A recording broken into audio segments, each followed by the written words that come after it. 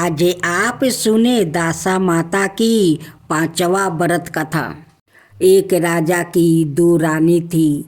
रानी की प्यारी रानी को लक्ष्मी कहा जाता था और दूसरी रानी को रानी होने पर भी कुल लक्ष्मी कहा जाता था। एक दिन लक्ष्मी रानी क्रोध होकर लकड़ी का पाटा ले मलिन कपड़े पहनकर कोप भवन में जा लेटी। राजा ने लक्ष्मी से पूछा, तुम कोप भवन में क्यों पड़ी हो? तुम क्या चाहती हो? रानी बोली, कुल लक्ष्मी को देश से निकाल दिया जाए। कुल लक्ष्मी रानी थी, इसलिए उसे निकाल देने से राजा की बदनसीबी होने का डर था, इसलिए रानी को पीहर छोड़कर आने की बात सोची गई। राजा ने पटरानी को एक रथ में सवार करवाया और सवाए घोड़े पर चढ़कर रथ के साथ चलने लगा। एक बीहर जंगल में पहुंचकर राजा ने रथ को रुकवाया। पालकी ढूंढने वाले को वहां से हट जाने को कहा गया। राजा रानी को उस जंगल में छोड़कर घोड़े पर सवार होकर अपने महल में आ गया। कुल लक्ष्मी को बाट जोहते सारी रात बीत गई।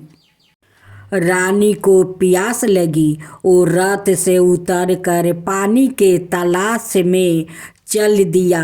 रानी ने आस पास पानी खोजा, परंतु उसे कोई जलाशय नहीं दिखाई दिया। रानी ने एक सरास के जोर को एक तरफ जाते देखा।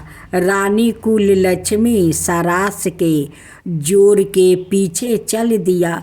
चलते चलते वो एक नदी के किनारे पहुंच गई। रानी ने सोचा, यदि से निवृत्त होकर उस नदी में स्नान किया और जल पीकर पानी प्यास बुझाई। उस समय कुछ अन्य स्त्रियां भी स्नान कर रही थी। स्नान करने के बाद उन स्त्रियों ने दासा माता का डोर लिया। उनके पास एक डोरा बच गया। उन्होंने रानी से डोरा लेने का अनुरोध किया। रानी डोरा लेकर अपने रथ में आकर बैठ गई। दासा माता ने रानी की परीक्षा लेने के लिए एक बुढ़िया का भेष धारण कर उसके रथ के पास आई। वो रानी से बोली कि बेटी, यहाँ बैठी क्या कर रही हो? रानी ने बुढ़िया से कहा, पहले तुम बताओ, तुम कौन हो? बुढ़िया ने उत्तर दिया, मैं तुम्हारी मौसी हूँ। तब रानी उसके गले लाग कर रोने लगी। उसने अपनी विपदा भरी सारी कहानी बुढ़िया को बता दिया। अंत में रानी ने बुढ़िया से कहा, अब तुझे केवल तुम्हारा ही सहारा है, मेरी रक्षा करो। दासा माता की कृपा से उसी जगह माया का शहर बस गया। रानी के भाई भाभी आदि सारा महके वहाँ प्रकट हो गया। रानी ने अपने पीहर के साथ मिलकर 9 दिन दासा माता की कथा कहानियाँ सुनाई। 10वें दिन डोर की पूजा होनी थी।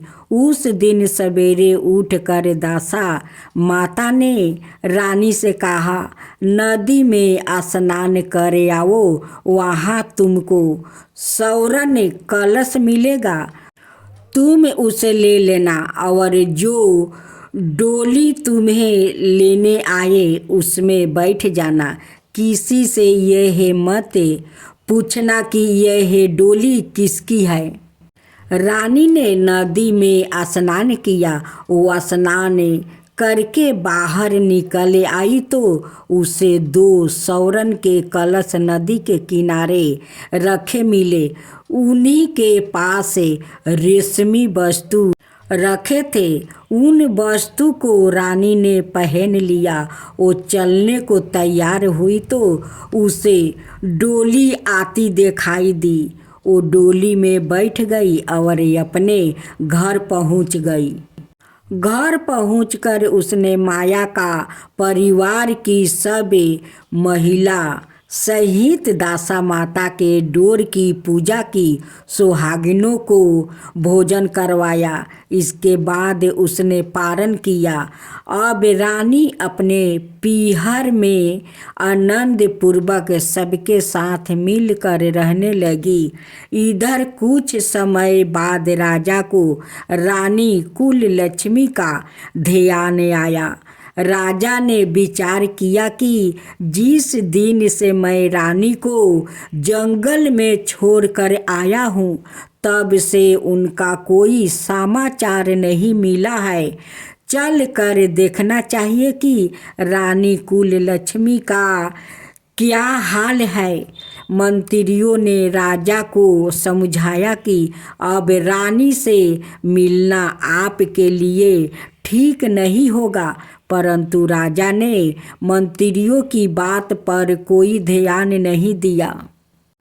वो घोड़े पर सवार होकर उसी स्थान पर पहुंचा जहां पर रानी को छोड़ आया था।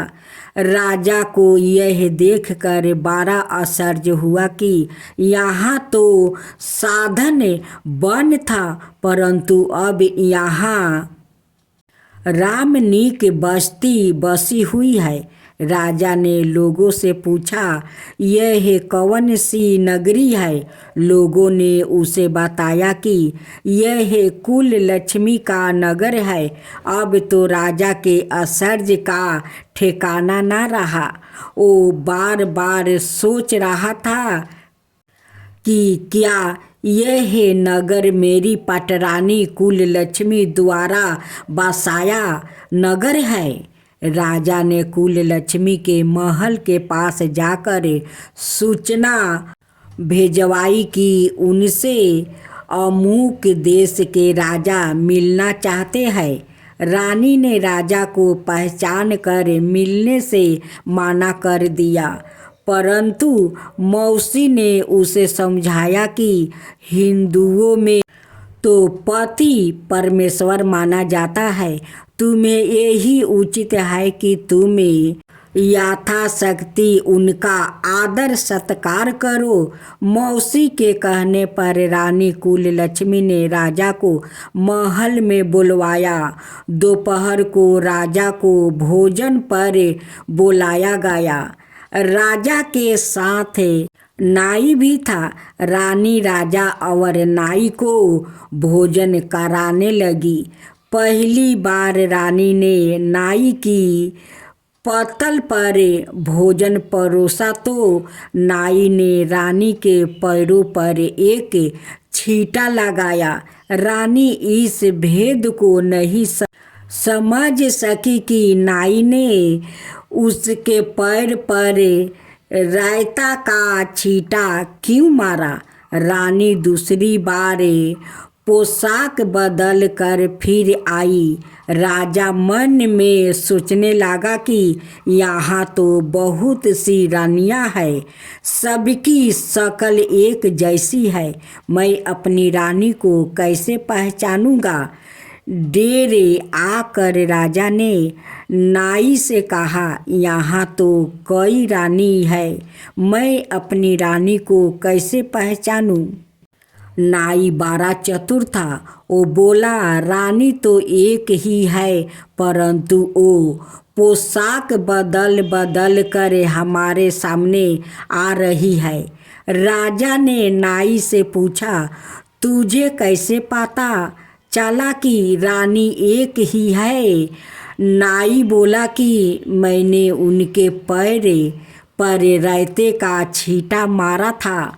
वो 3 बार कपड़े बदल कर हमारे सामने आई, परंतु वो छींटा उनके पैर पर 3 बार लगा था।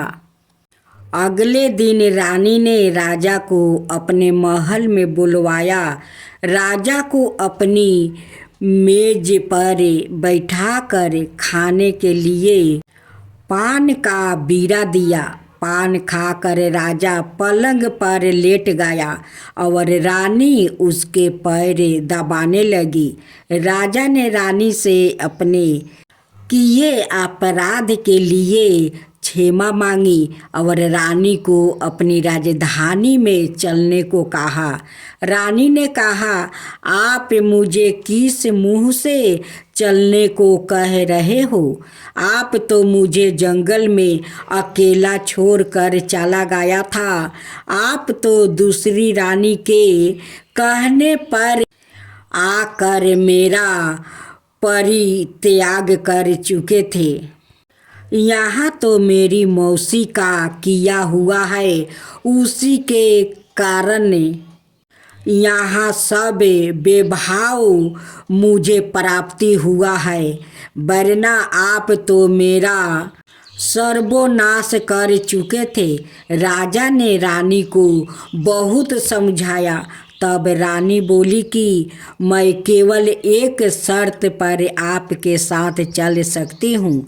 आप मेरी मौसी से वरदान मांगेंगे कि यह नगरी आपकी राजधानी के पास पहुंचा दे, जिससे सब मेरा मन चाहे आपके पास रहूं और जब जी चाहे तो मौसी के दिए महल में चली जाऊं। मेरी मौसी बड़ी दयालु है, संभव है कि वो हमारी बात मान जाए।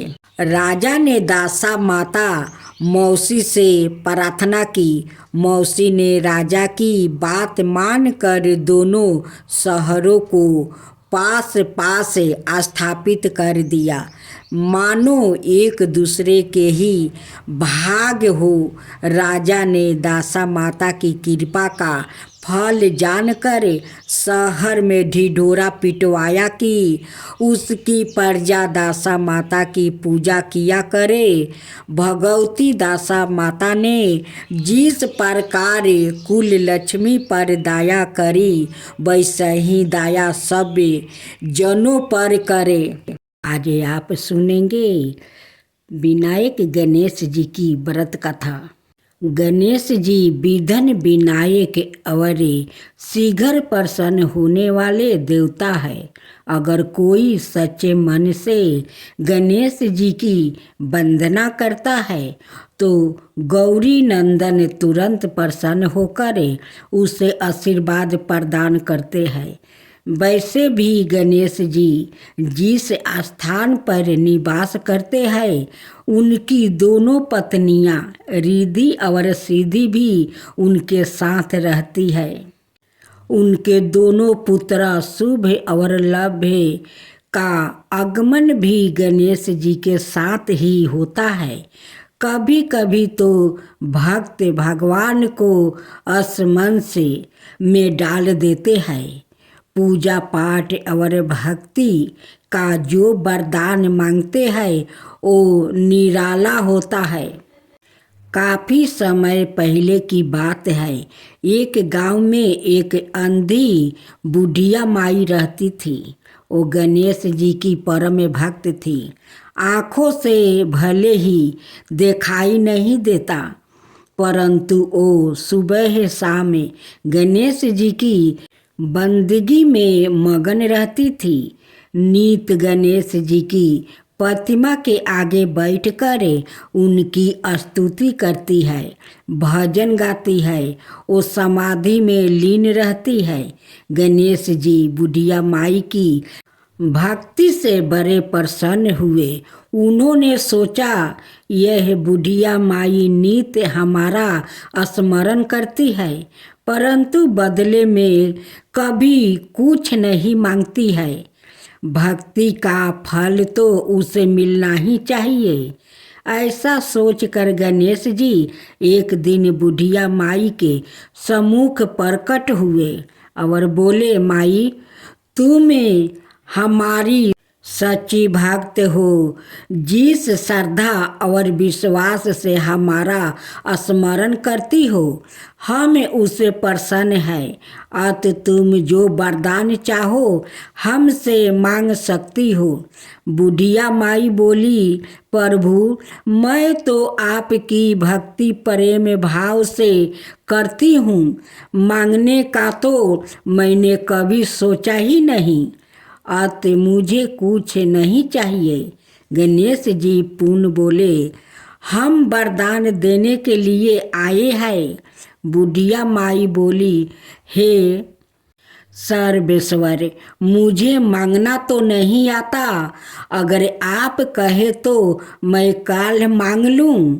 तब तक मैं अपने बेटे और बहू से भी सलाह मशवरा कर लूँगी। गणेश जी कल आने का वादा करके वापस लौट गया। बुढ़िया माई ने सारी बात उन्हें बताकर सलाह मांगी। बेटा बोला, माँ तू गणेश जी से ढेर सारा पैसा मांग लो, हमारी गरीब दूर हो जाएगी, सब सुख चैन से रहेंगे। बुढ़िया माई की बहू बोली, नहीं आप एक सुंदर पोता का वरदान मांग लो, वंश को आगे बढ़ाने वाली भी तो चाहिए। बुढ़िया माई बेटे और बहू की बातें सुनकर असमंस में पड़ गई। उसने सोचा यह दोनों तो अपने अपने मतलब की बातें कर रहे हैं। बुढ़िया माई ने पड़ोसिन से सलाह लेने का मन बनाया। पड़ोसिन भी नेक दिल के थी।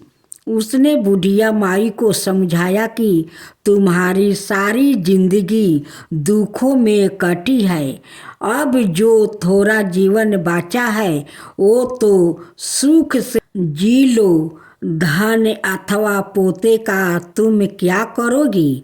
अगर तुम्हारी आंखें ही नहीं है तो यह संसारिक वस्तुओं तुम्हारे लिए व्यर्थ है। अत तुम अपने लिए दोनों आँखों मांग लो। बुढ़िया माई घर लौट आई। बुढ़िया माई और भी सोच में पड़ गई। उसने सोचा कुछ ऐसा मांग लूं जिससे मेरा बहू बेटे सबका भला हो। लेकिन ऐसा क्या हो सकता है? इसी चिंतन में सारा दिन व्यतीत हो गया। बुढ़िया माई कभी कुछ मांगने का मन बनाती तो कभी कुछ, परंतु कुछ भी निर्धारित ना कर सकी। दूसरे दिन गणेश जी पुनः प्रकट हुए और बोले, आप जो भी मांगोगे वो हमारी कृपा से हो जाएगा, यह हमारा वचन है। गणेश जी के पवन वचन सुनकर बुढ़िया माई बोली, हे गणेश राज, यदि आप मुझसे प्रसन्न है तो कृपाए मुझे मन इच्छित वरदान दीजिए।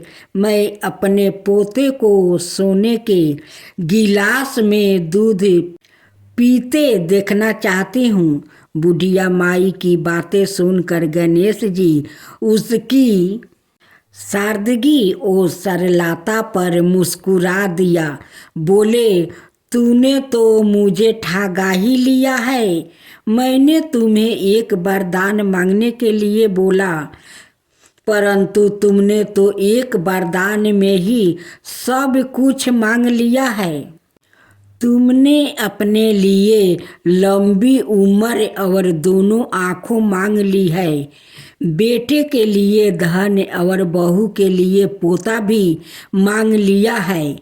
पोता होगा, ढेर सारा पैसा होगा, तभी तो वो सोने के गिलास में दूध पिएगा। पोते को देखने के लिए तुम जिंदा रहोगी, तभी तो देख पाओगी। अब देखने के लिए 2 आंखें भी देनी ही पड़ेगी। फिर भी वो बोले, जो तुमने मांगा वो सब सत्य होगा। यूं कहकर गणेश जी अंतर ध्यान हो गए।